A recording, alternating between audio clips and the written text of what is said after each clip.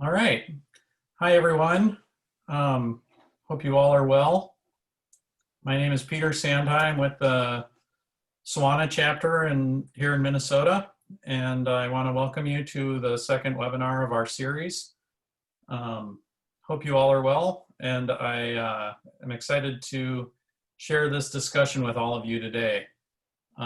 This webinar is part of a series created by RAM, SWANA, and SWA to provide professional development opportunities in place of our normal RAM SWANA conference and the SWA conference that is also held around the same time of the year.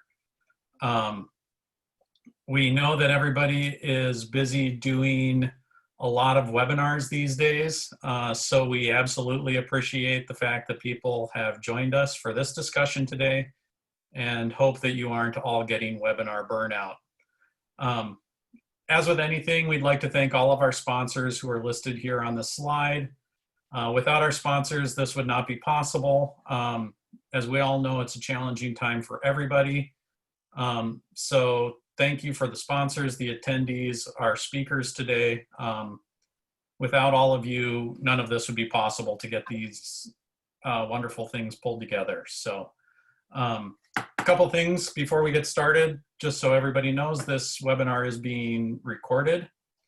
All registrants will receive an email in the next few days with instructions on how to access the recording. All participant microphones are muted, but you can use the question and answer section section that is below, and we will be able to take your questions after our discussion today. Title of today's webinar is Resiliency at Recycling Facilities. And so I'd like to introduce our first panelist, Lynn Hoffman, and she can introduce herself and her organization. Thanks, Peter. Hi, everybody. Good afternoon. I'm going to pull up my slides here and share my screen.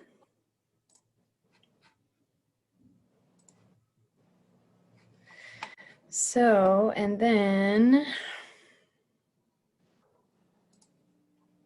get this started.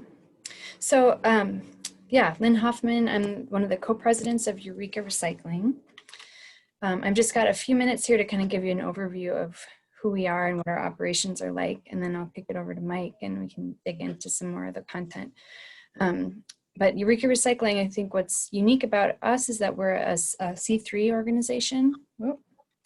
We're a 501c3 nonprofit. We've got a mission to demonstrate that waste is preventable, not inevitable, and our operations really fit into that and are kind of the laboratory that we use to give us experience and information and a point of view about what the appropriate role of recycling is in building towards a zero waste future and where it intersects with environmental justice and social justice, climate change, and local economic development. There's just some of our team a couple years back. I think I'll do this slide first and then pop backwards. So, you know, as a nonprofit, we, on top of our operations, we do lots of advocacy and research and education in a typical kind of nonprofit space. But we have the municipal contracts for residential recycling for Minneapolis, St. Paul, and some of the surrounding suburbs. We do about 100,000 tons per year in our single stream MRF.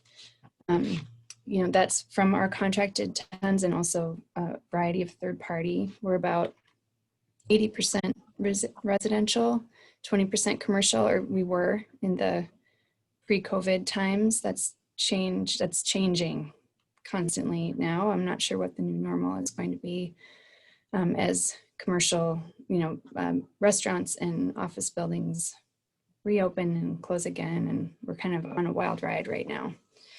We have a collection fleet. We do collections in a few of the cities we contract with, union drivers, about a $14 million operating budget and 110 employees. We're committed to living wages and benefits for everyone who's on staff at Eureka. So what that looks like kind of in practice is that, you know, we've had a long commitment to really strong education, transparency on our markets, and really transparency meaning we're clear with our customers and with the public about what the materials that we collect are going to be turned into, where and how. You know, we really try to prioritize traceable regional markets.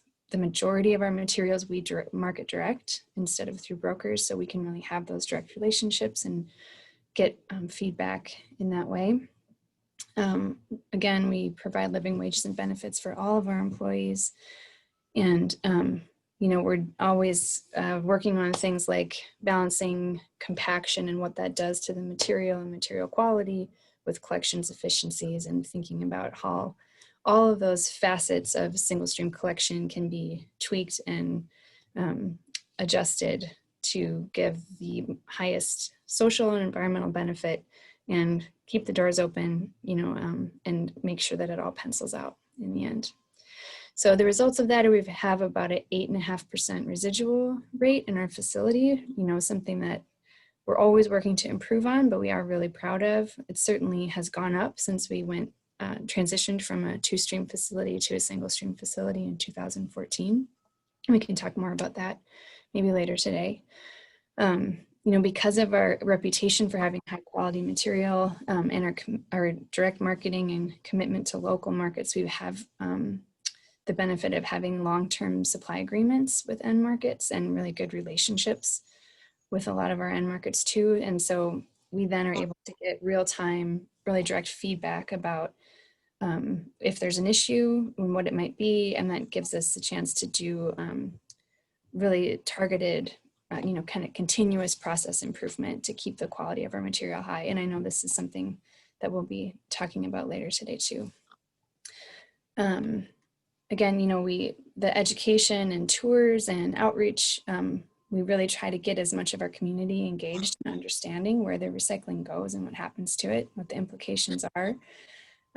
Not partially from operation standpoint to get cleaner material in the door, get less problematic contamination, and then also to get them engaged in some of the systems change work that we do.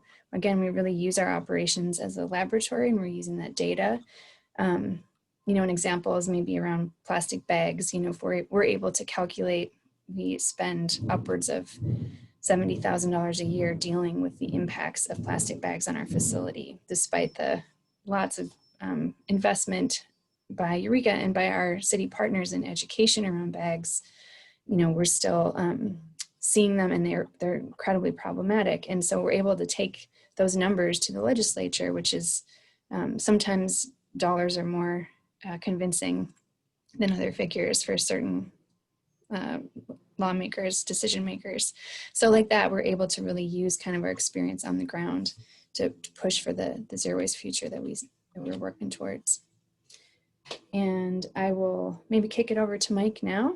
Is that all right, Peter, introduction wise? Yes, thank you, Lynn. Yeah. Yeah, let's go over to Mike. Looking forward to it. Hello, everybody. This is Mike Robinson. I am with Recycle Minnesota and Dick's Sanitation, and I'll wait for my presentation to pop up here.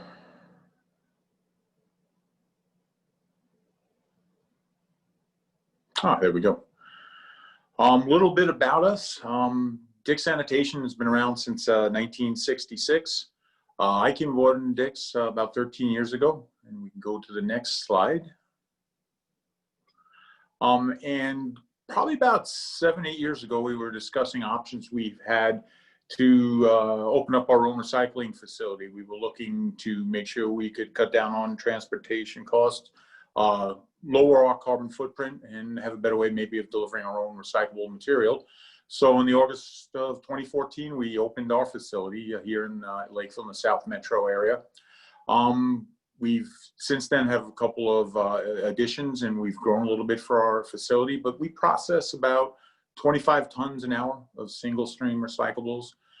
We also bring in cardboard. We probably do about 4,500 to 5,000 tons a month of all the material coming through our facility.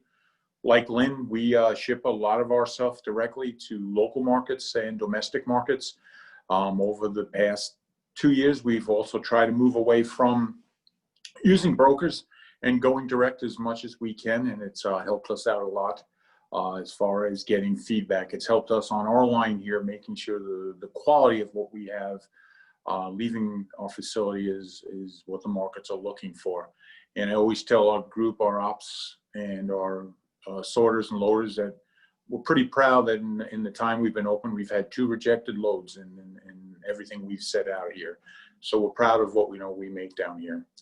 We have grown in the last 12 months. Late last year, we opened up a transfer station where we opened it to the public to bring in both recycling material and waste. And also we're taking in some waste for a few municipalities, one that we're able to take that instead of landfilling it and actually bringing that material and have that processed. We also have our public drop-off, which is increasing, giving people down here in the South an opportunity to take their trash and their recycling to us directly. We can go to the next slide. What we saw, and this is our ever-changing challenge. We, just like most facilities, we're doing cans, cartons, glass, paper, plastic containers. On our metal side, we're sending out bales, cartons the same way, glass. I'll talk about that in a little later on. Some changes we've made on our glass line. Paper, we send out bales, loose paper. Plastics, always a challenge for us. I'm sure, and everybody else will say that, trying to get them the right plastics to the right markets and sorted correctly. We work hard on that. A lot of manual labor to get that done. We have all the machinery, but it's still a manual process. A lot of time trying to pull out some of the smaller plastics and separate them correctly. So we go to the next slide. What we do, we have 2 lines here. So we have a single stream line that we have everything coming in from haulers in the area. Dick Sanitation, of course, is our largest hauler coming in, but we do have a lot of local haulers bringing in material. We also have a commercial line where we have roll-offs and compactors bringing us clean cardboard in directly. Something we made a change when we did expand to create a line especially for that. So that is loaded up, baled, and does not get commingled with the single sort coming into our facility now. We can go to the next slide. Education. I guess this is our, we talk about recycling well. We work closely with everybody down here, the haulers in the South Metro area, school districts in the South Metro area, and the cities down here to get the message out. Trying to get to producers of the material, the homes, knowing what needs to go into recycling and how to do it right. We have a learning center here where we, prior to COVID, we had schools coming in, classes coming in. We had some cities coming in, taking a tour and seeing what we do. Then we also have our trailer that we are working with the Lakeville School District and their STEM program, again, prior to COVID, to get them more involved and trying to help us to find maybe a different way or to get the message out instead of doing what we've been doing. And is there a better way, better technology? So we are committed to getting that done and moving forward with that. And our public drop center. So I just want to bring that up, that we do have this out there, and it gives us an opportunity for our scale house workers to talk to the customers as they're questioning about recycling. Because we are a recycling center, they're coming to drop off maybe trash, but they have a question about recycling. It's a good one-on-one. We found out it was something we didn't expect or didn't really think we'd be doing a lot of, but we're doing a lot more of that one-on-one with the public. And like anything else, anytime we can talk to somebody about it and they're interested in it, they'll pass that information on. So it was a little perk that we really didn't think. And we do get a lot of cars coming in here with cardboard, with recycling, and it's nice that we can get it right down and on the floor. So, and I think that is it for my introduction. All right. Thank you, Mike, and thank you, Lynn. Our third speaker had a family emergency come up today, about a half an hour before the presentation started. So I want to apologize to our attendees that Scott Moaning is not available to meet with us today and participate in the discussion. But I want to introduce what his role is with Republic Services very quickly. I can go through his slides and then we'll get into our discussion. So Scott has been the division manager in the metro area here that oversees both of Republic Services MRFs. One is located in Minneapolis and the other is in Grove Heights, and he has been with them for 9 years. Those facilities combine to process 475 to 500 tons per day of recyclable materials from the metro area and surrounding areas. So they do handle a lot of material, and he lists out what their challenges have been this year, which are, you know, not unlike the challenges that the rest of us have been experiencing here in 2020. COVID is obviously the big issue of 2020. So obviously they have worker safety issues. The resulting recession has obviously had impacts on the markets. Some of the civil unrest that's happened locally has caused MRFs to close down temporarily during those riots that occurred in Minneapolis, and then just educating residents on quality materials to be submitted. So I believe that's it for his introduction. So that allows the rest of us to go into our discussion section. We're doing this a little different than your typical webinar today. We're having more of a panel discussion. So you can just kind of pretend that Mike, Lynn, and I are up on stage having this conversation with all of you in the audience. And then when we complete our little discussion section, we'll open it up to questions from the attendees. So please, as they arise, go ahead and put them in that question and answer section, and we'll do our best to address them. So Mike, Lynn, again, thank you. I can't thank you enough to put yourself out here, and these open formats are always a little different than your typical presentation. So thank you again for participating in this. And I think Scott's last slide gave us a nice segue into what we're talking about. So why don't each of you just talk about the big challenges that you've been seeing in 2020 for your facilities, and then we can start getting into our potential solutions. Lynn, since you introduced first, why don't you go first? Sure. Yeah, maybe I'll start. Scott gave a nice outline there. I mean, COVID certainly was and continues to be a significant challenge. I think that, you know, vectors are nothing new to recyclers, right? Where this isn't, we have been committed to safety and really well prepared for something like this. I think in a lot of ways, the major changes for us and some of the challenges early on was just the lack of information about contact transmission and those sorts of things. And, you know, there was definitely a scare there where we had a real hard time finding enough PPE, and we had everybody's grandmas making us masks, and, you know, we're seem to be well stocked now, kind of out of those woods for the moment. The biggest changes for us came in the way of, which everyone is experiencing, I think, just the social distancing, you know, staggered start times, temperature checks at the door, staggered lunch times, no gathering in public spaces anymore, the partitions between lunch spots and things like that. You know, I think that is the biggest risk still from all the information that we're seeing. Really, the increased risk just comes from not being able to do this job from home. You know, people have to come in and be in close proximity to other people. And so as we, you know, have made sure all of our sorting positions are separated and have retooled some of the way the facility runs. And, you know, I think we feel really confident that all of our procedures have been working so far.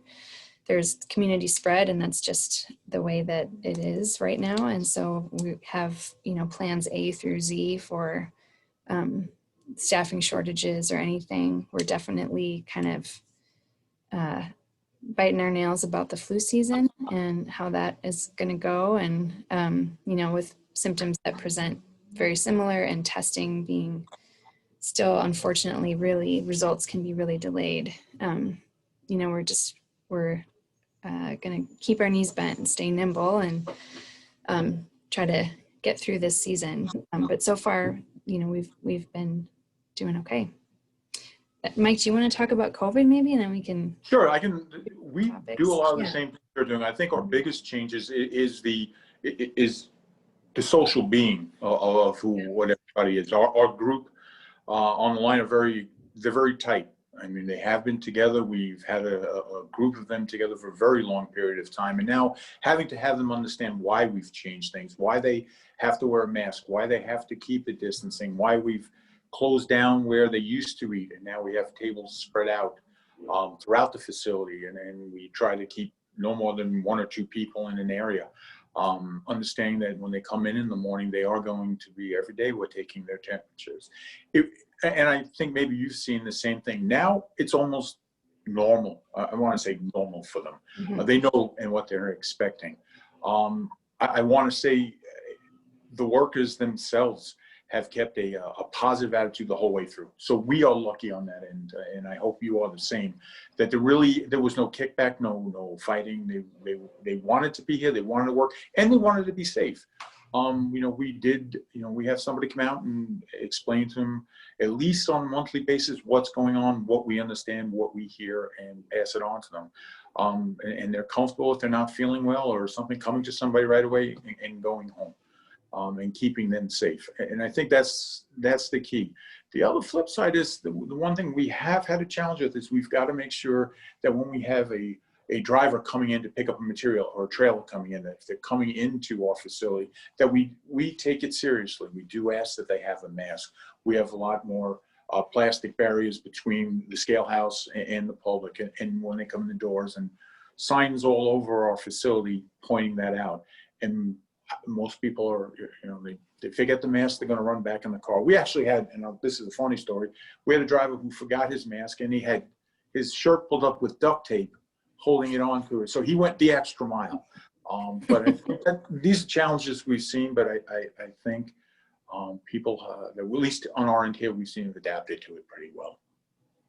I'm glad you brought up that human element, Mike. I think that's, you know, I'm certainly not unique to our industry, but true, I'm sure, of every frontline worker organization. There's like, you know, we have a really tight team too, and we used to have just killer potlucks and barbecues, and everybody knew each other's kids and dogs and all kinds of Halloween costume contests, and, you know, just the familial thing that happens when you're a small and close organization. And we've got a pretty incredible retention rate. People stick around a long time. And so that's been really hard on all of us. Just the lack of connection has been really tricky.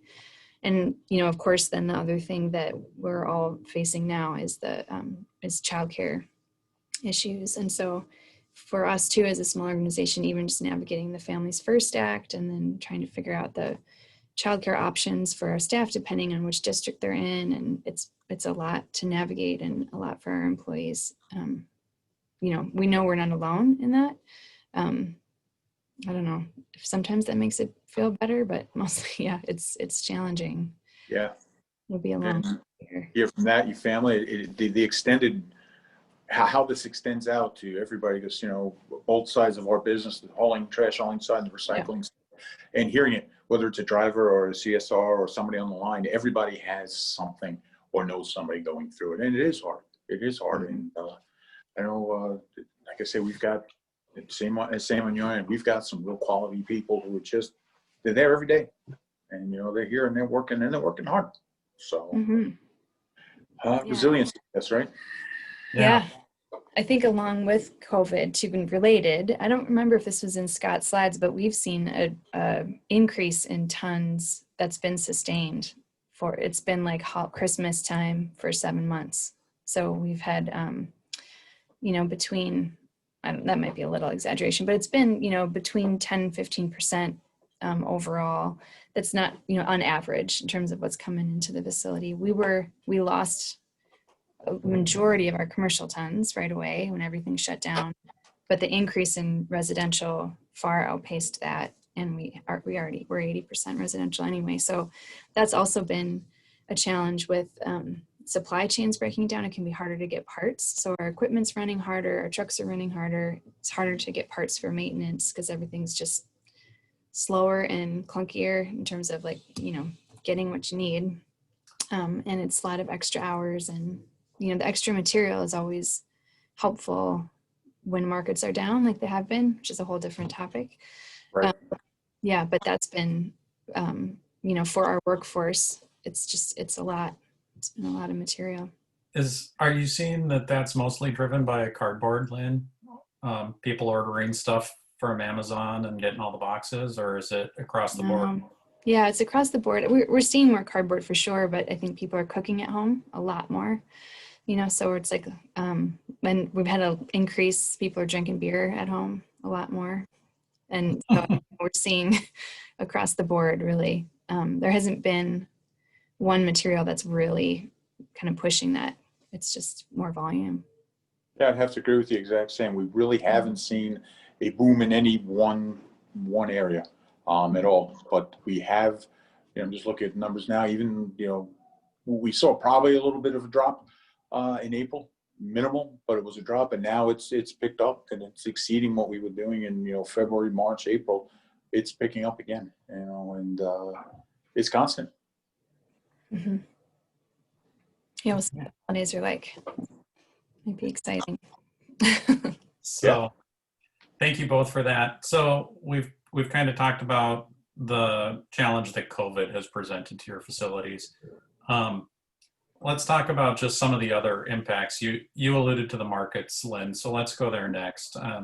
Obviously, with economic downturns, such as the one we just experienced, that usually results in lower market value. And how are your facilities coping with those changes? Yeah, I mean, it hasn't been as dramatic of a swing as it was a few years back. They when we had the big crash, it's kind of just been bumping along at a kind of a new low normal since then.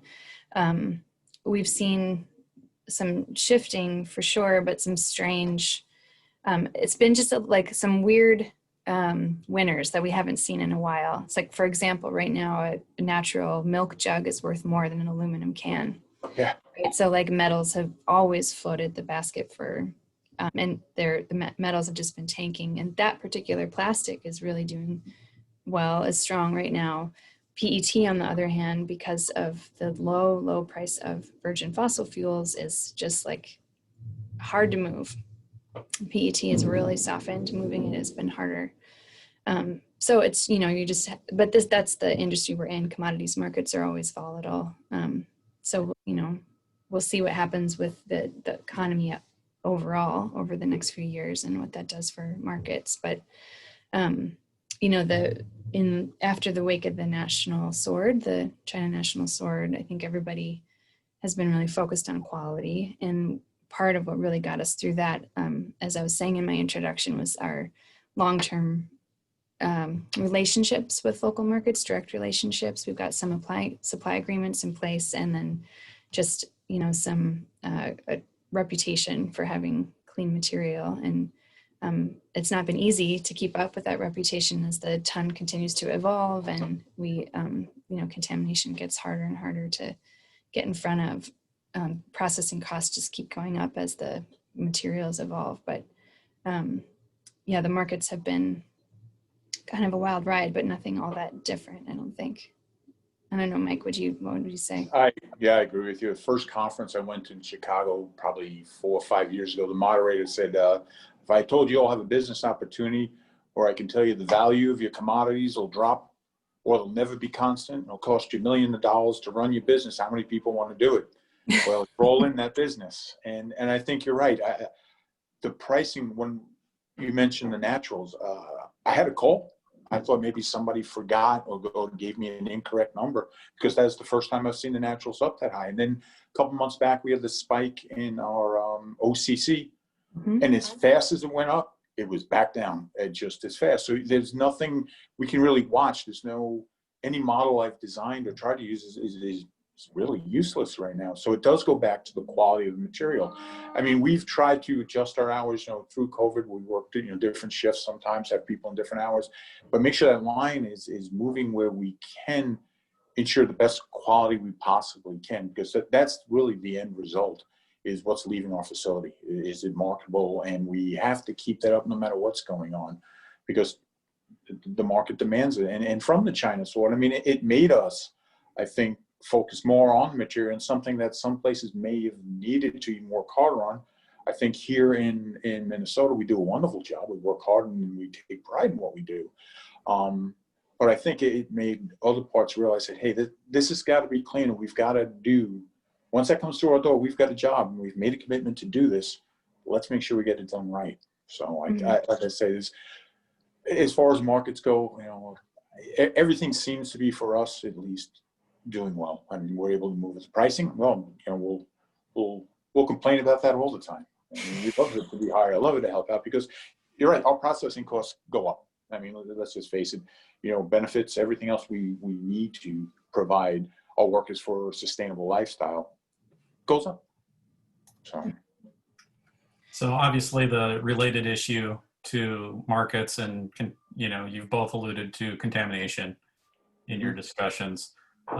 With that swing away from commercial to more residential, I assume that you're seeing more contamination as a result of that as well. We have.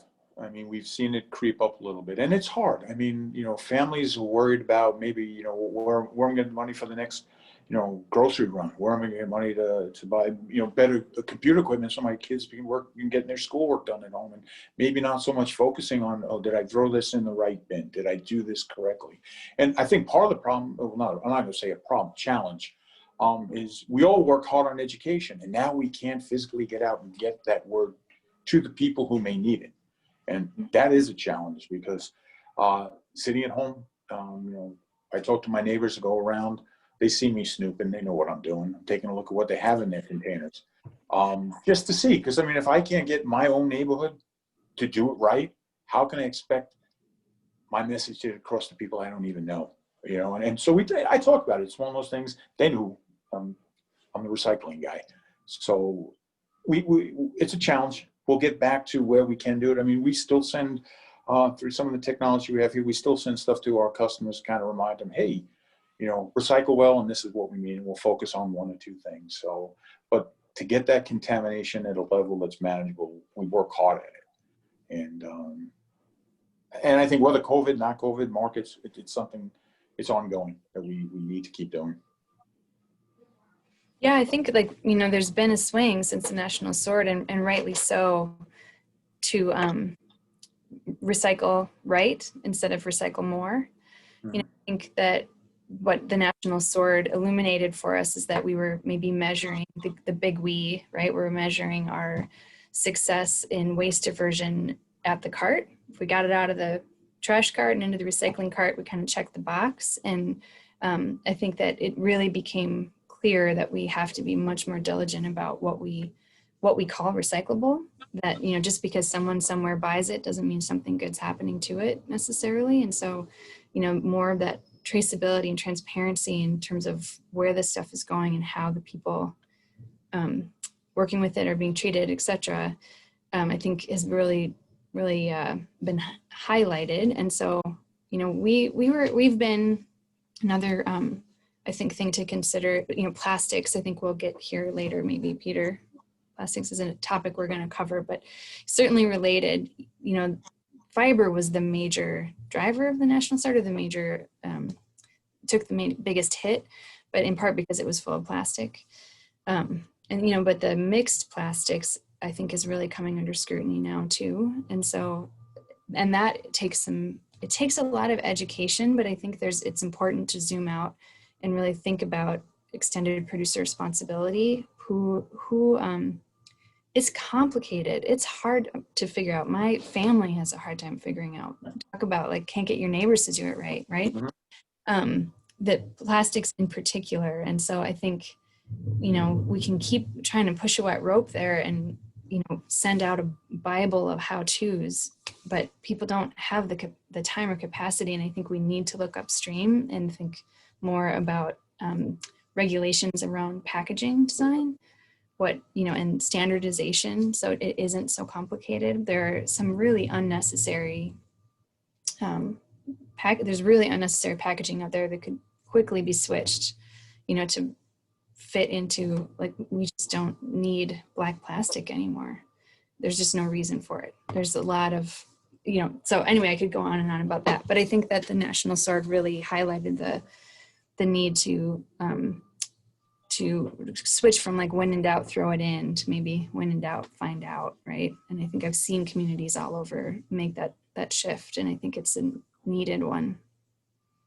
Yeah, I agree with you, Lynn. I think that that's been an important shift that Mhm. we've seen since National Sword, is a trend away from a ton is a ton is a ton. Yeah. And, we're looking at the agency more that all of these materials don't have the same impact. And, a ton of glass has a lower impact environmentally than a ton of aluminum, for example. Mhm. And so how do we change that going forward so that we're looking at the system the right way and incentivizing the appropriate behaviors, whether it be from the producers who manufacture the packaging, as you're alluding to, or, to the county programs, to the state goals. All of those things are things that we need to look at in terms of making sure that we're pressing on the right levers. Mhm. I think the other challenge that we've been thinking about a lot is that even just the term recycling, a lot of the most problematic contamination that we get is technically recyclable material somehow, somewhere.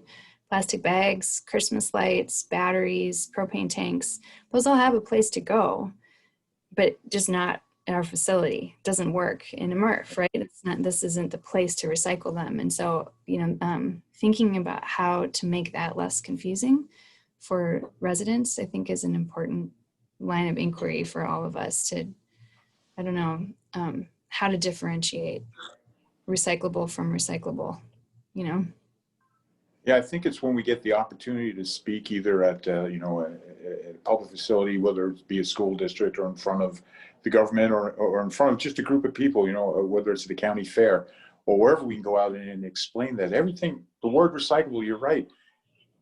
Everything could be recycled somehow maybe, but recycling at a facility can only do so much, because here's what we can take in and why. And it's just continuing. I think communication is the only weapon we have. I mean, we have to keep getting out in front of the public. We have to keep letting them know. We have to keep, on them. And I think as we continue to do that, we hopefully see a change. Because it's funny, because we'll be at, say, the Dakota County Fair, and even if we can change somebody from when they're throwing their material into, they have those little round plastic containers, and then they have the trash, and seeing people actually making the conscious choice to throw it that way, you got through to them, and then they go tell somebody. I mean, that's all we can keep doing, and to do that. And then when we go to the producers, how do we get them to make those changes, to use materials? And I understand grabbing the market, you may have to have something flashy to catch the consumer's eye, but how do we make that all one material that we can actually take and then reuse it? I don't have the answer, but it's something I think we have to keep asking ourselves and going to the source. Yeah, I mean, that's an important thing to remember, that the end management, the end of the pipe, you can only do so much at that point, right, in terms of recovering the material. And so much of it is around product design and packaging. Yeah, which I think I think communications, Mike, to your point, is a really important tool, but I think we have another avenue too around policy and legislation that's really important. All right. One topic that we haven't addressed, and I think it's important to address because it was such a big story in Minneapolis earlier this summer, was the George Floyd riots. And everybody on the attendee list is probably like, well, what does that have to do with recycling? It resulted in the closure of a couple of MRFs temporarily. Mhm. And that's just another thing in 2020 where suddenly the system was disrupted and it resulted in some temporary disposal of recyclable materials, which is obviously something none of us want to see happen. And we didn't help any. So if you want, I'll take the lead on that part. No, that's great. I was just going to finish up with just, I think that's an area where facilities and the state and counties can begin to work together to identify how are we going to deal with emergency closures? Because the riot was the example this summer. And I guess that's kind of the question that I'm posing for the two of you to discuss. Sure. Is it could be anything else. It just happened to be riots this summer. So go ahead, Mike. Well, during that period, the last 2 weeks of May, we had our facility shut down for, we were upgrading. We were putting in some new technology, and we'll talk about that a little later. And when that happens, if any of the MRFs in the area have some major work being done, we all work well together to move the material around. And we had it planned out with all the other MRFs in the area that they take our material. So nothing would be going to a landfill. Nothing would be stored outside our facility in excess of what we were allowed to store. And everything was moving along just fine. And then the riot happened, and then facilities were shut down. So not only were some of these facilities probably experiencing more material coming from us, now they couldn't move that material. And then us down here, because we were closed down, we were still taking that material in. And what happens at that time? And then I want to say at that point, we did notify the MPCA, we notified Dakota County of our situation. Perfect storm. I mean, everything that could have went wrong that week did. So the question is, okay, it was handled, and I appreciate all the help that we've got from everybody. But now what do we do? What is the option if this happens again? Is there some place that the material could be stored for X period of time at another facility? No, and what's the cost to a hauler to do that? Is there a way we can make that at no cost to a hauler because they need to get it there? And then at the time, whatever the situation calms down, we can then move that material. But again, I don't have the answer, but this is the opportunity to talk about that and hear what options are out there or could be out there, what we can see going forward if something like this does happen again. Yeah, thanks, Mike. And I appreciate your background on that. I think it's important for the attendees to hear, the whole story there, that the facilities do work together and plan for these outages, and perfect storms do happen. So I think that was a nice summary. Thank you. Lynn? Yeah, I think honestly, we're probably one of the most well-suited regions or marketplaces. We're so unique in terms of the number of players and the amount of capacity that we have. Even most major metropolitan areas have 1 or 2 MRFs, right? So if they go down, so we and nobody has an extra MRF's worth of capacity. You can't flip a switch and run 2 shifts, and nobody's sitting on a gigantic tip floor to take in twice as much as you typically do. So the fact that we have so many players to spread it around if 1 or 2 need some temporary help, I think is really part of why we're such a resilient and we're doing so well. We're such good recyclers in Minnesota. And I think that, to Mike's point, that it can only take us so far. Nobody's can afford to have that open capacity to that degree. And so, yeah, from our perspective, I think we agree that it's probably temporary storage that's coordinated at the state or county levels. And then, some consideration for transport and what that looks like. If it's the haulers, if it's a transfer situation, what kind of support there is for that, I think. And I'm not sure, and I think it's important for us to be having this conversation because, I don't think this is the last time that we'll see unrest. We've already had nothing to the degree of the first round but of the uprising. But I think, you know, we've had another curfew, and I don't know about your team, Mike, but, you know, we're all up all night long. Okay, what's going on at 3 a.m.? Is it safe? You know, if you're an essential worker, you can go to work during a curfew, but it doesn't mean that you won't get harassed on your way there by the police. It doesn't mean that it's safe for you to leave your house, depending on where you live, or that it's safe to come here, depending on where the unrest is. And so there's that's part of why everyone, you know, I think a lot of contributing factors that might lead to a facility needing to start late or shut down. And, you know, we are definitely really tightening up our middle of the night text chains and procedures to figure out how to communicate quickly and pivot on a dime as needed. So I think for all of us to work together in that regard would be smart. Yes. Yeah, and I think, quite frankly, from the state perspective, that we need to develop some plans and strategies for those same type of emergency situations, so that we're not just available from 9 to 5, and that we have that availability to be responsive when we need to be responsive. Yeah, or we all know what the plan B is if it can't take it to our facility. Where does it go? Yeah. So, okay. I think now's a good time for one of the questions that came in, because we have been talking a fair amount of doom and gloom. So this is a good time to switch to this question. Are there any silver linings to 2020 that either of you have seen? I think so. I mean, I'm the eternal optimist. I always think things are going to work out, and I do. Like I say, we just in our facility, the attitude, the level, the people that are here, that are working, they're here. They're working every day. Their spirits are up. We see a lot more traffic on the road right out in front of me every day. More and more people either going to work or doing things. Challenges are going to be there. I'm not rose-colored glasses all the time. There are challenges, and they're going to be challenges. But I think we always seem to step up when we need to. Just the human race. That's how I look at it. We all find ways to get things done.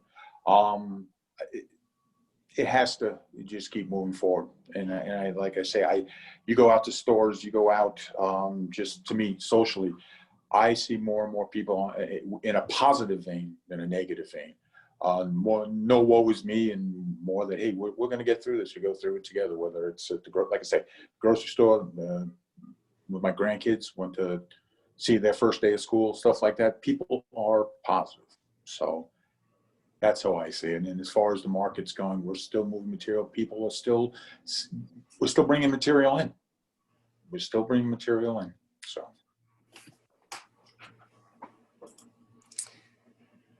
Well, I think you've got the wrong co-president on the call for this. It's not my job. This is Kate's job to be the optimist. I was just tempted to text her.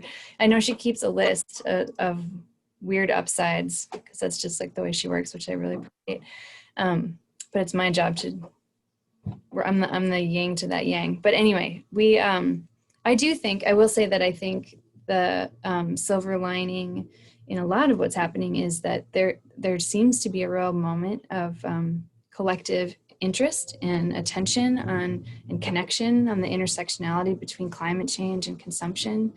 I think we are seeing, even locally in Minnesota, I think in the last year or two, we went from 2, maybe 3 legislators we could call who had any interest in waste-related policy or recycling or zero waste to a whole caucus of people who really want to move on plastics issues and waste issues in general. So I think that there is, and there are, I think, 7 federal bills right now at play that address waste issues. So I think in recycling in general is just having a moment.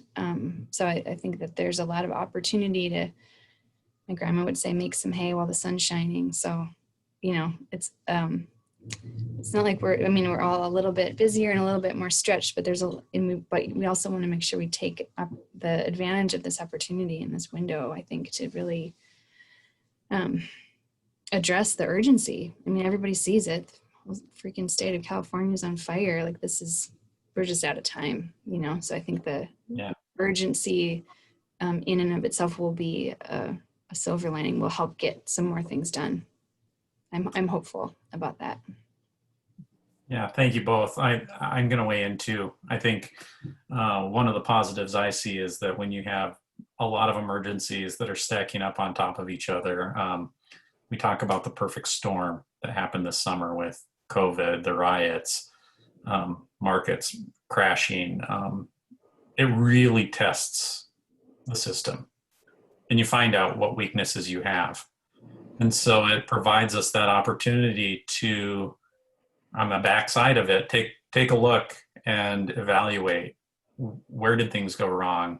What could we have done better? And how can we make sure that we're in a better position the next time an emergency comes up? Because we all know that, you know, emergencies happen. We just don't necessarily know when or what they'll look like.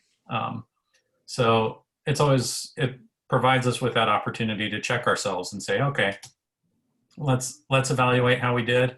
Let's look at what we can do better going forward, and let's act on those things. So I think that's a big positive. Yeah.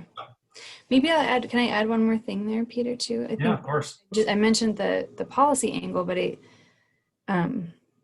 think I should also mention that in the last year or two, I'm not sure if this has happened to you, Mike, but we've certainly had a lot more engagement and interest from brands and fast-moving consumer goods companies and packaging designers. I think that the public interest and the public concern and the activist movements are I think corporations are paying attention. There's not a lot of federal leadership that will likely result in, hasn't recently resulted in regulation, but I think, you know, they're starting to see it happen on the state level. They're starting to, it's just like they're reading the tea leaves and they see it's coming. And I think, you know, I'm dubious about voluntary corporate measures, but I think it is, and it's promising that there are so many brands and big players who are realizing that they need to make some pretty significant changes. So I think that there's another opportunity there to some I think as we look at social changes that need to be done overall, and the focus more on that now that you're right, as things like this happen, we do take a look, maybe a little bit more of what's going on around us. And, you know, because the shift definitely has to be in behavior. I mean, we can put the policies out there, but like you say, can we count on that working? But if we put the pressure on social behavior, on people, that these are the changes that need to be done, maybe that's the answer. I don't know, but maybe good will come out of that. Yeah, I don't know if I agree, Mike. I feel like that's the corporate kind of off ramp. It's like, oh, if people would just do it right, if people consumers were smarter, if consumers cared, or we wouldn't sell it if they wouldn't buy it, you know. And I think that it's I think that social behavior is totally part of it, but I think to put the onus on, you know, it's also such an equity issue. Like, who has the time and privilege to make their own toothpaste? You know, like that can't be the answer when we're looking for a zero waste solution. That there has to be, it has to be that there are better options offered, and then it's not so complicated to do the right thing.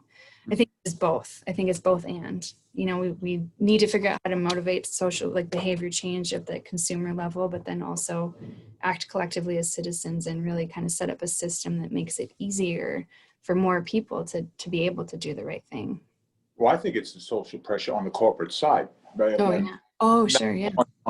I think we're asking for it on the consumer level. We're asking for it, but I think pressure on the social, on the corporations to maybe take a look within themselves, and hopefully bring people aboard that have that vision, that they're not going to say, well, because there's no policy, so we don't really have to worry about it.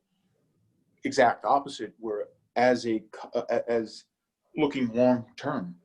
I want to leave this legacy from my corporation, so I'm going to take the incentive, because I see what the message is coming from the public, that we need to make that change. You know, I don't want to see something that says it's recyclable, and it's not. And just because I put that label on it, I'll let the MRFs worry about that. That they actually take this serious. They see what's happening out there, and it's a movement. That's what I think we need to see more than anything else. Yeah.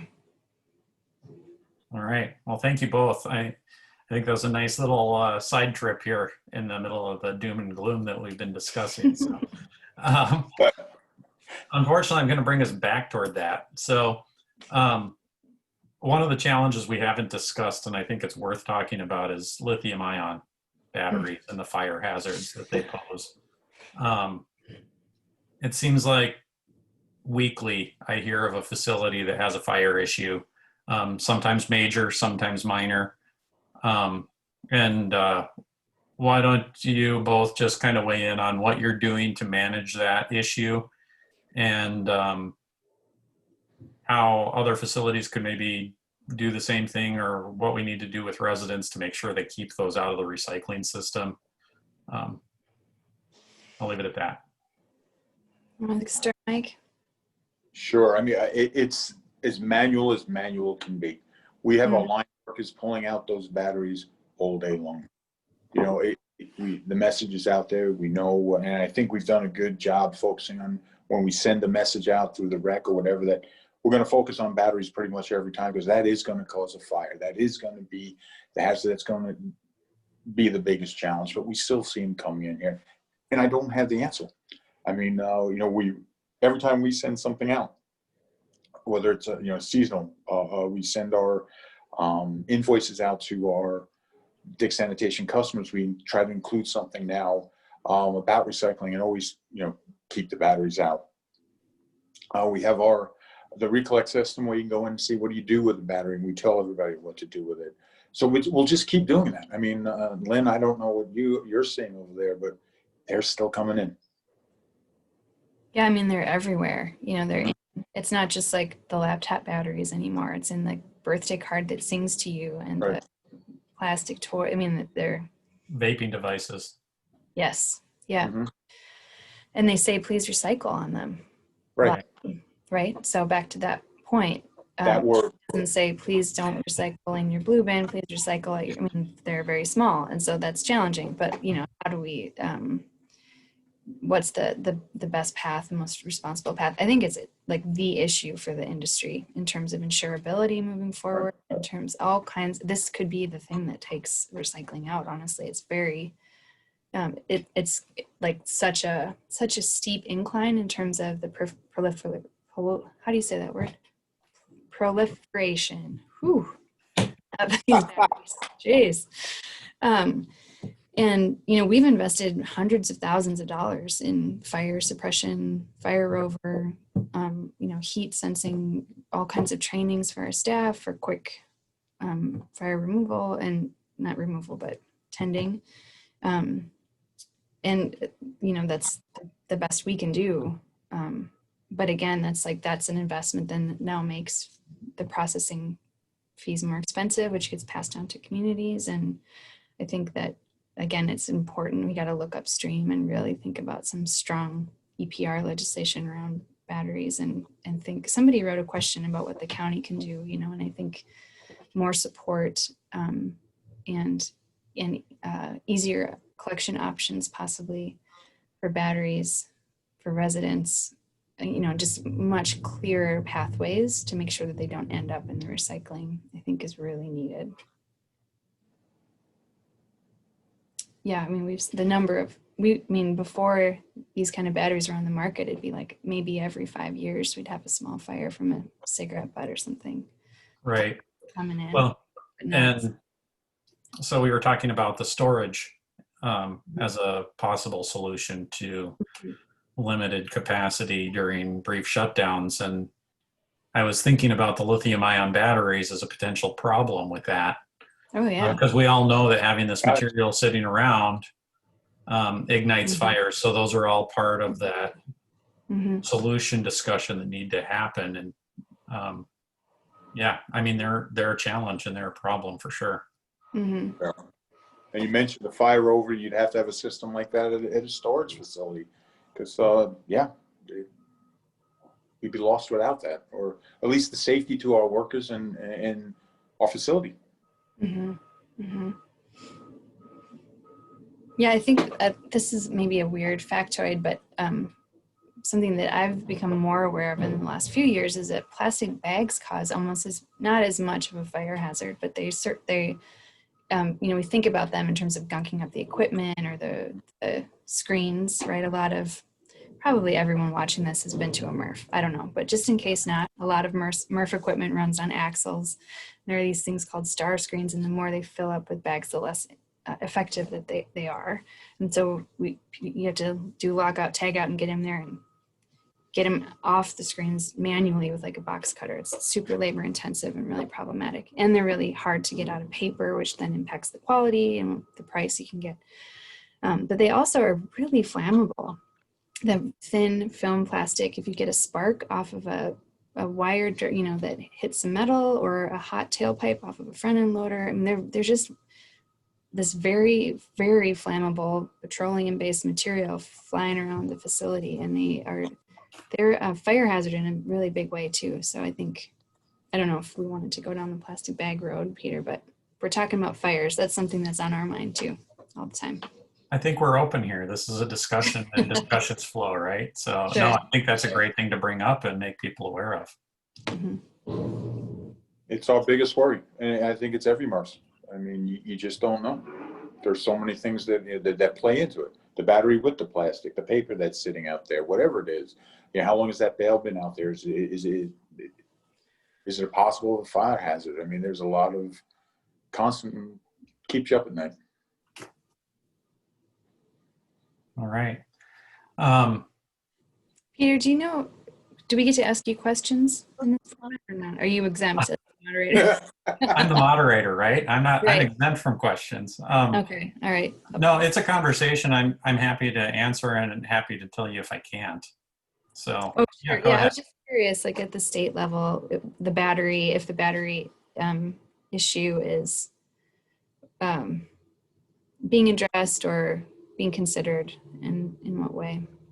I know it's one of those materials that's on our EPR list. Mm-hmm. I can't tell you whether or not it's close to being picked up legislatively or not. Sure. Yeah, I just don't know. So sorry, Mhm. I can't No, it's okay. help you with that. But we certainly see the need. I mean, we all see the hazard, and all the facilities are dealing with it. So it's a problem. Mm-hmm. And yet the flip side of that problem, of course, is that we all appreciate the benefits of the power that those batteries provide us every day. And we all use devices that utilize lithium ion batteries. So the challenge is, how do we just deal with them safely? So I'm going to jump to some of the questions that we've been receiving, if that's okay. Lynn, you mentioned the question around what do we see as the county's role in contamination reduction and education? I wanted to give Mike an opportunity to weigh in on that. I think working with the county down here, Dakota County,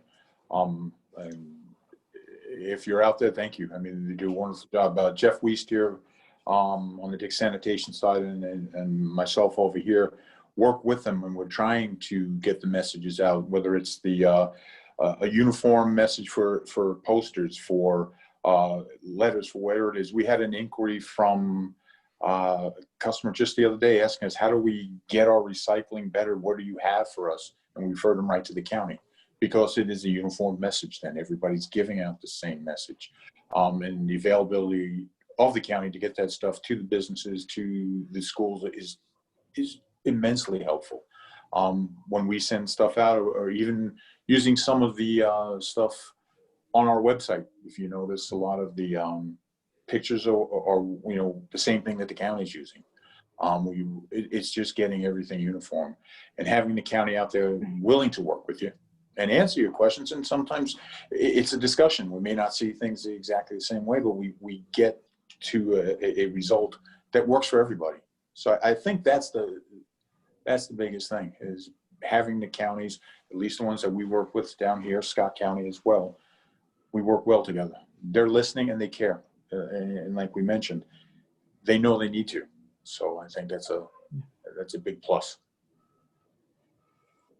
I'm going to add a little bit too, just from the state perspective. I'm going to put a plug in for the Recycling Education Committee.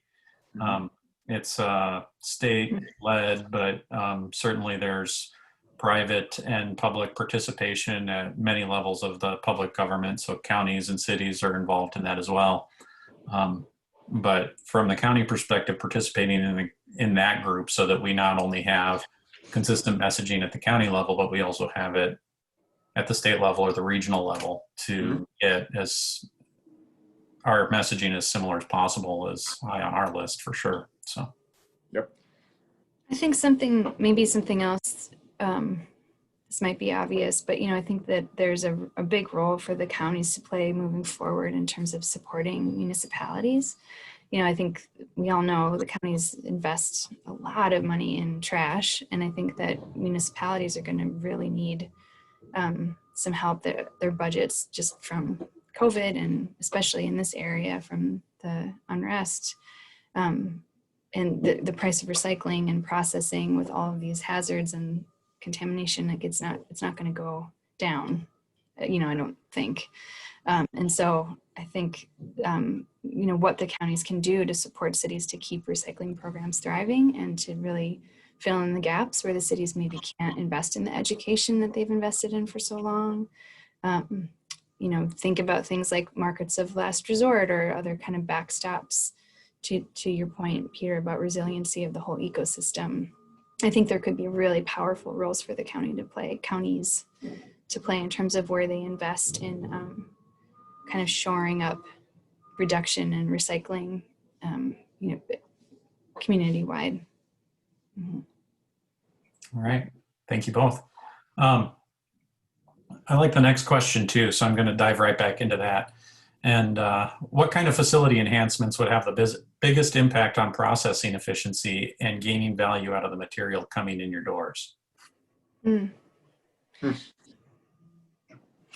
From an equipment side of things, I think, right now what we're seeing as the most impactful, most successful is optics. There's all kinds of, they have some that do everything that are built-in eddy current optic, all in one. They're very expensive. So, we've seen them really effective on paper lines. You lose a lot of paper when they're blowing the bags out. But they're really effective at cleaning it up.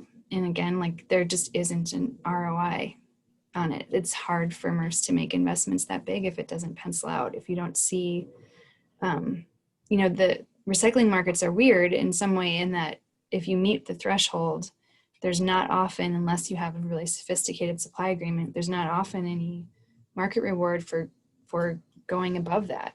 If you're hitting the maximum amount, if you're under the maximum amount of contamination, you don't get more money if you do even better.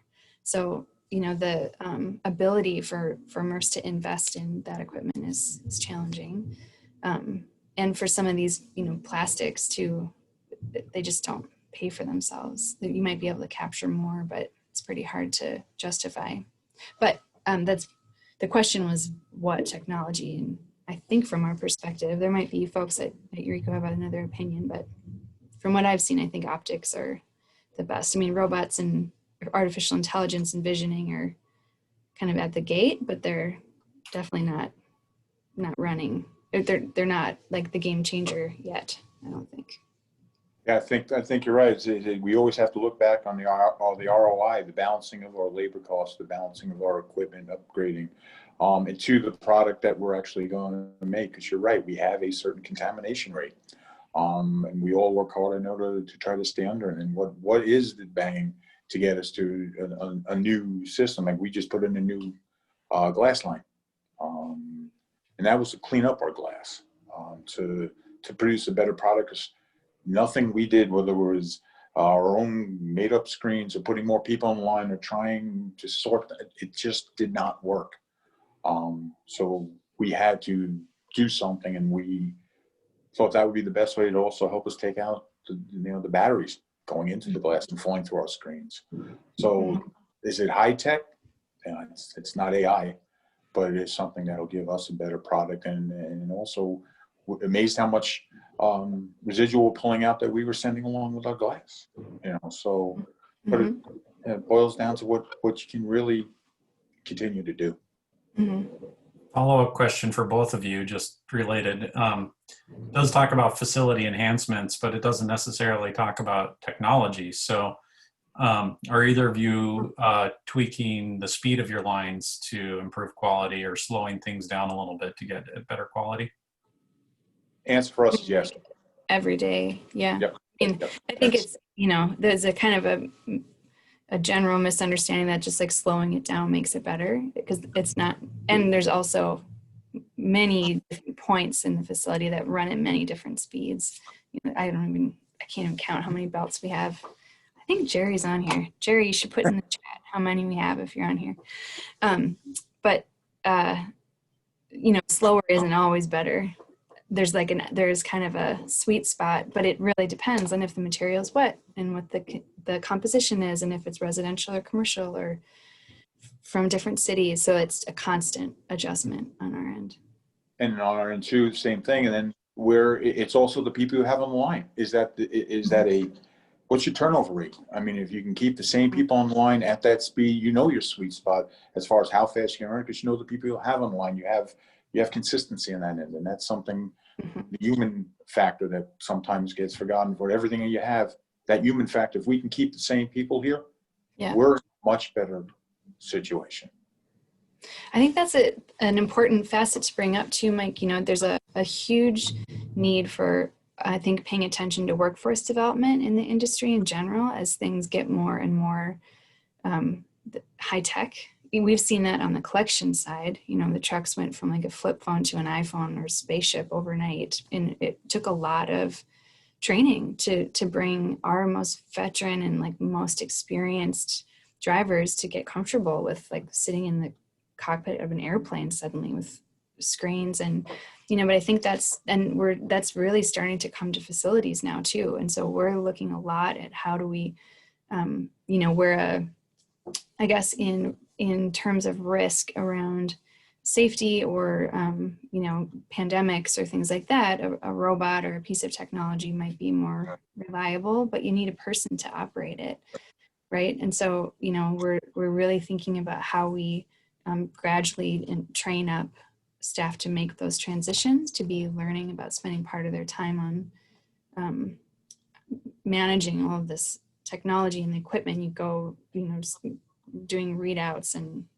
analyzing the data and figuring out how to tweak this stuff or fix it when it very often breaks, right? So, I don't know, in every piece of technology we've ever put in, we need QC on the back end. There's just like nothing like a person. So I think Mike's point about the personnel staying consistent is an important one for people to understand. Yeah. And I thought that part of facility enhancement, not just new technology, but ways in which you operate can be done differently to improve what you're already doing. So I thank you both for getting at that. I think that's so critical to talk about, safety, especially now, but certainly in training and benefits. This is the third or fourth most dangerous industry in the country, right? So the people doing this really important work need to be protected. And I think if you treat people well, and it's a good job, they stay. And so, how does our community, I think there's a role for municipalities and even the counties or people that are advising those folks in terms of how RFPs are written.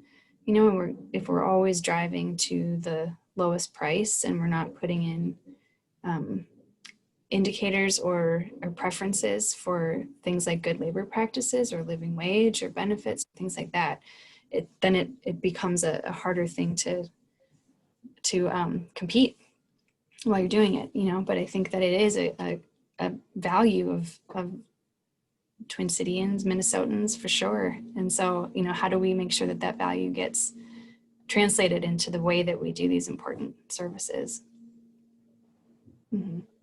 All right, a couple of market questions that I think are worth talking about too.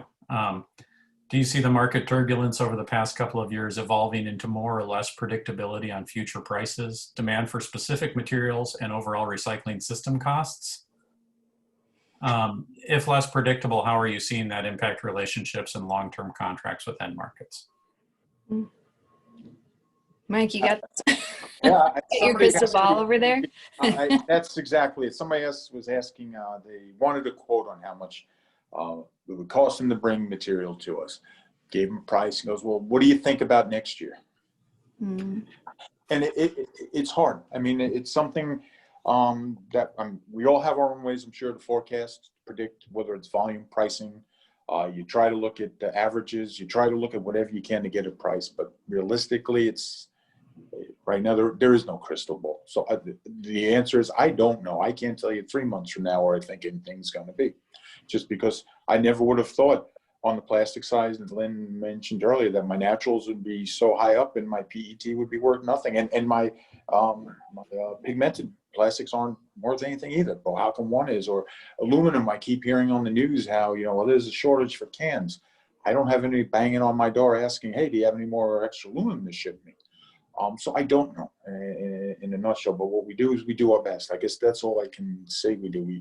We talk to our buyers. We try to see what they, they think of what they see in the markets. We try to figure out, watching material come in, is there a shift between our commercial, residential? Do we see any sort of trending? And we're doing this, it used to be monthly. I try to look at it on a weekly basis now just to see what I saw over the last 6, 8, 10, 12 weeks to see if I can try to figure something out. So as far as the crystal ball, what it's going to be, my opinion, if anybody tells you they do know, I don't believe it. We can make our educated guesses based on past. When you start throwing, variables such as, civil unrest, COVID, who knows what the flu season is going to be like? Is there another type of COVID coming? The employment, how many people are going to keep their jobs? We don't know any of this. Just like any other person trying to, predict any economic positions where we're going to be. So I guess the answer is, we just keep doing the best we can, and we rely on others in the industry, and we talk to them and just see where they can point us. Using my hands again, I'm in trouble. I don't think we see, I think there was kind of those golden years in stability, but that was really built on a house of cards in terms of international markets just being hungry to buy whatever we would sell them for a long time. And I don't think that's coming back. And it shouldn't also, we shouldn't be selling trash as recyclables for other people just to burn in someone else's backyard. So, yeah, and who could have predicted the toilet paper shortage and what that would do to fiber markets for a few weeks? And, there's just that's the world the commodity world that we're in. But I think that there are levers, interesting movements happening to try to do some systematic changes that could stabilize more. Like PET, for example, how many corporations have we heard over the last 2 decades, but certainly more over the last 2 years, make big commitments about using rPET in their bottles? And like Mike said, none of us are seeing that have any impact on the markets, on what the actual, there's the sustainability person at the brand saying, we're going to do this. And then there's the procurement person who's saying, I'm going to buy the cheapest thing. And then until we can decouple the, price of rPET from virgin, heavily subsidized, almost negative fossil fuels, it's just never going to work, and so how do we, I think some of the California legislation and other states looking at recycled content mandates, I think, building in demand, or, there's a lot of different ways that we could, I think, impact that, but I think those are important levers to consider that could stabilize and secure markets and build more robust regional markets, which is really going to be I think we've seen the fragility and fickleness of this insanely complex global supply chain that we have. So the more we can do to shore up regional markets and really create demand, I think the better we're going to be long term. There's a really great bill the Break Free from Plastic Pollution Act. I don't know if you've seen it, it'd be worth looking up. I probably won't see the light of day until spring, I'm going to guess, or later. But Lowenthal and Udall, and it's really comprehensive, and it has some of those mechanisms written into at the federal level. So we'll see. And then on a related note, are either of you getting signals from end markets and brokers about the past couple of years with respect to quality expectations and marketing partnerships?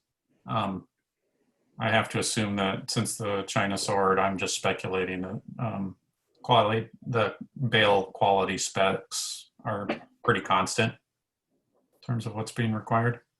I'd say, yeah, I haven't seen any changes. What we've been doing since, it was probably 3 years ago, or, here's where your contaminations level should be at. This is our expectations. Again, we haven't heard any changes. And again, that's one of the things by us having sometimes slowing the line down and making sure the quality leaving here meets or exceeds what's expected. So, but I haven't heard any changes going forward or expecting to hear anything more. Yeah, we're probably not a good indicator of that, the overarching question in terms of signals from the market. We've, just because of who we are and, being a social enterprise and our triple bottom line approach, quality has just like been a thing for us for a really long time. And so we didn't have to do a big adjustment after National Sword. We were certainly impacted by pricing because local and regional prices, as the market flooded, took a dive. But yeah, I can't really comment much on, the relationships we have. We haven't had big changes in what they're asking of us in our material. Okay, thank you.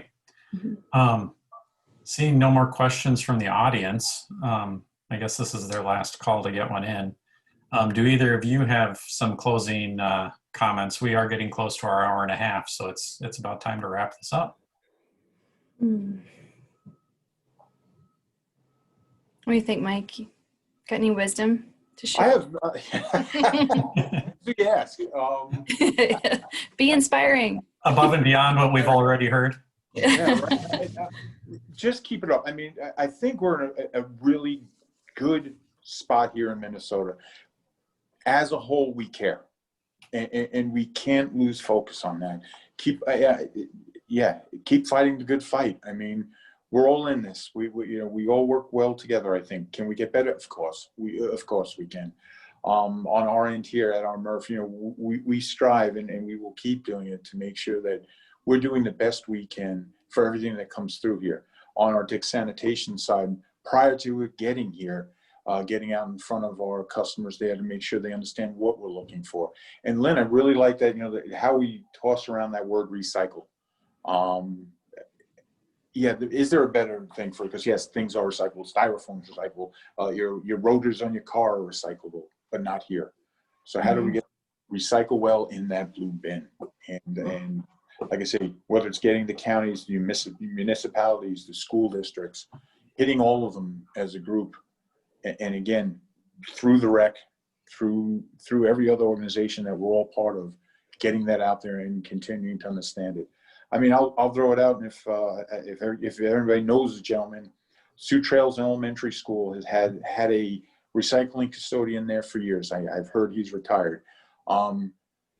Friends of my daughters, my daughters are in their 20s now, went to school there, and they recycle because of this gentleman, and they still do it to this day. My daughter rents a room from one of her friends who went to that school, and recycling is a big deal to her.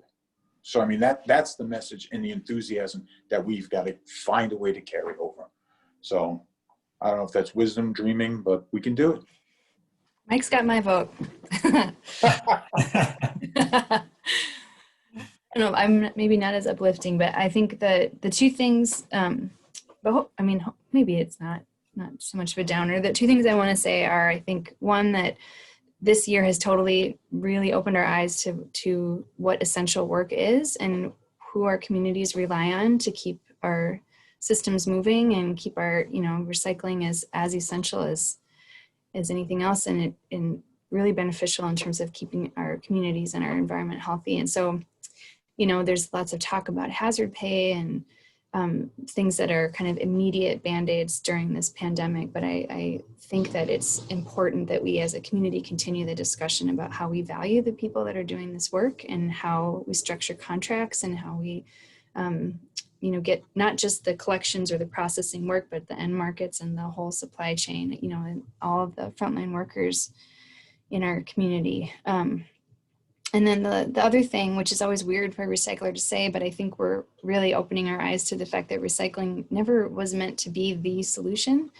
I think it's a solution for some materials for now, but a lot of what is in our facility, like, you know, as a zero waste organization, we would love to put ourselves out of business. There's just no need for this many single-use water bottles. You know, we get 500,000 a day and we're only collecting, I don't know, around here, probably 20% of them.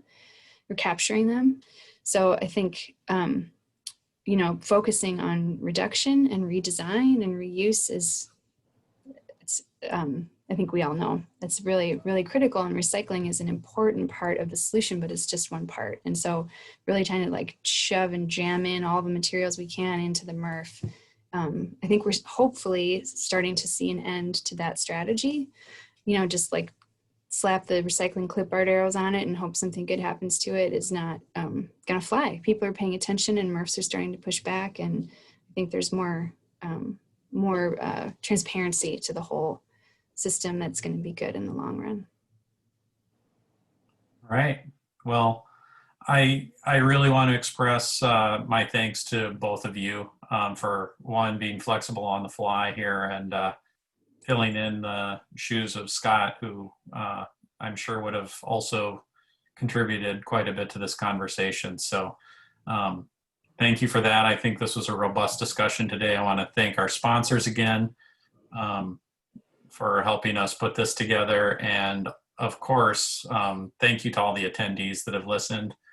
Hope you enjoyed the discussion today, and I think that'll wrap it up. So everybody take care. Thank you. Be well.